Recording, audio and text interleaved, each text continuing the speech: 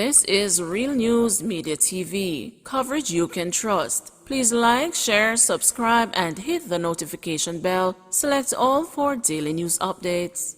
Good evening, my Real News Media TV family. Welcome back to the channel for another news update for July 14, 2023. And in the news this evening, 4 men shot in Kingston while cleaning gully.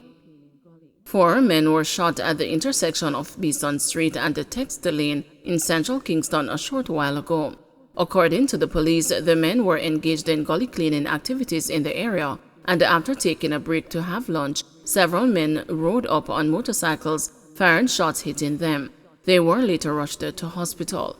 Their medical conditions are not yet known. The area is now cordoned off and the Kingston Central Police are investigating. The police say they suspected it's a continuation of the dark side and the genocide gang feud. About 1 p.m. today, some men who was working in the gully at the bottom of Texter Lane was sitting having refreshment when a bike rolled up. The pillion opened gunfire at the men. 4 persons so far, according to our reports, have been shot and injured, and they are presently at the Kingston Public Hospital where they are undergoing treatment. No suspect were here. Police who were in the area responded, gave chase, but the men did their escape. Watchmen killed at under construction housing scheme in St. Catherine. A watchman was found dead Thursday at an under-construction housing scheme where he worked in Eltham Park, Spanish Town, St. Catherine. He has been identified as a 32-year-old Christopher Faring, otherwise called Chippy, from Gordon Pen in the parish. It was reported that around 5:50 p.m., residents of Flintstone Drive in Eltham Park heard loud explosions in the area, stumbled upon Faring's body, and summoned the police.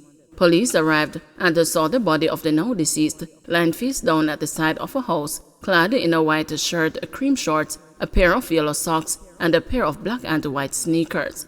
The body, the police reported, had what appeared to be gunshot wounds to the upper section.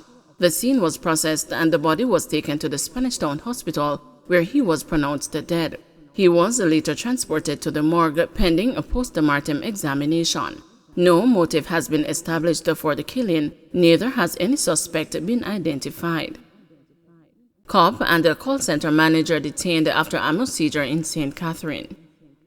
A policeman and a call center manager are among 4 people detained following the seizure of a larger cache of ammunition and a cash after an incident in Jupen, Bogwalk, St. Catherine on Thursday night. The cop, a constable who works in the St. Catherine North Division, was detained after he was found in bushes by lawmen who went to investigate reports of explosions in the district.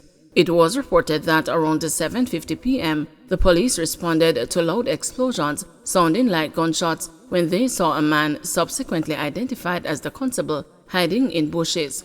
The constable reportedly told the police that he drove his car to the area with 3 of his friends to conduct a motor vehicle transaction. He reported that he met up with a man and while conversing along the roadway, he heard several loud explosions sounding like gunshots and ran off into the bushes. He said his friends jumped in his car and drove away. The police said the constable was taken to the Bogwalk police station and made a contact with his friends, who subsequently drove his car to the precinct. The motor vehicle was searched and 109mm cartridges were found in the glove compartment, and a magazine containing 10 9mm cartridges received from the armrest console. The police said the constable was not the holder of a licensed firearm or a permit. More than $1 million in cash was taken from the cop and one of his friends. The Bogwalk police are investigating. Person of interest held in St. Elizabeth police military operation. A man who is said to be a person of interest in St. Elizabeth has been taken into custody for questioning following a police military operation in the parish Friday morning. Head of the St. Elizabeth Police, Superintendent Coleridge Minto, has intensified operations in the South Central Parish in search of criminal suspects and illegal firearms. Minto, who assumed the duties as commander for St. Elizabeth recently, on Friday led a joint police military pre-dawn operation in the violence-plagued community of Spring Park close to Black River. The operation is geared towards the persons of interest and illegal firearms. So far, one male who is of interest to the police has been taken in for questioning, Minto said. He said the operation commenced at 4:30 a.m. On Thursday night, Minto reassured the justices of the peace in St. Elizabeth that the police will be intensifying their efforts to locate and arrest the criminals in the parish.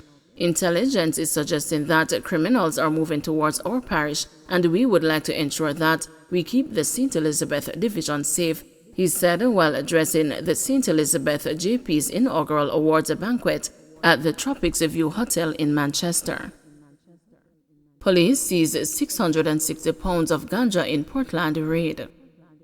Police seized 660 pounds of ganja during an operation at Gineptree Lane in Ferry Hill, Portland, Thursday night.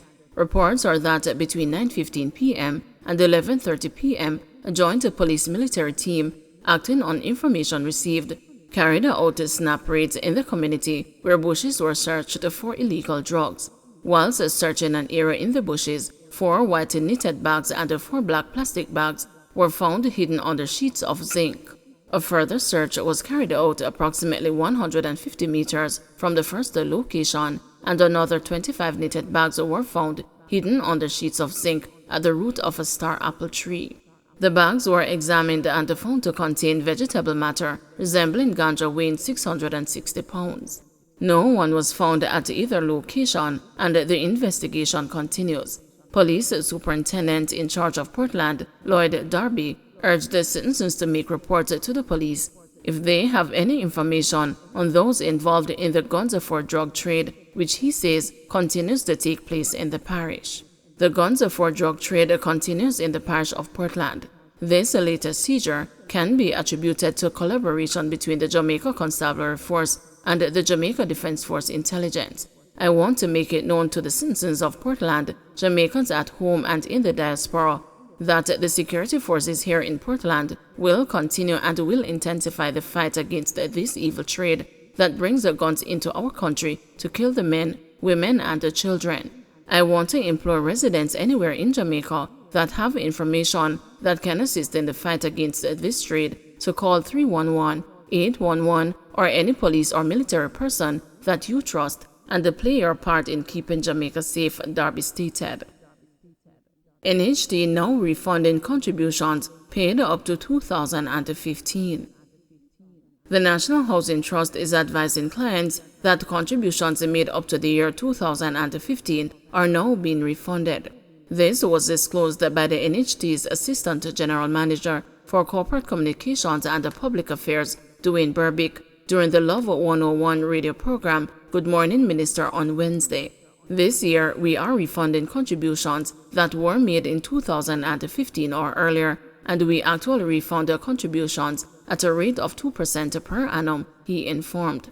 Contributors are entitled to receive a regular refund in the 8th year after the payment was made.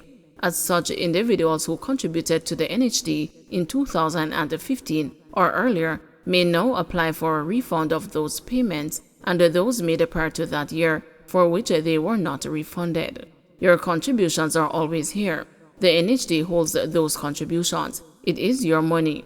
We don't do anything with it. So whenever it is that you are ready to access that, the NHD does a refund of contributions, he explained. People who have a mortgage that they received directly from the NHD should not apply for a refund, as it will automatically be credited to their account with an effective date of January 1 of the 8th year. Exceptions to these are beneficiaries under the Combined Mortgage Program or the Joint Finance Mortgage Program, and public sector employees who are NHD mortgagors and meet specific conditions. Retirees and expatriates returning to Jamaica for good are also exempted. Individuals in receipt of invalidity pension from the Ministry of Labor and Social Security or the beneficiary of a deceased contributor may apply for a special contributions refund. People are encouraged to use the NHD contributions refund online application service. Don't forget to like, share, subscribe, and hit the notification bell. Select all for daily news updates.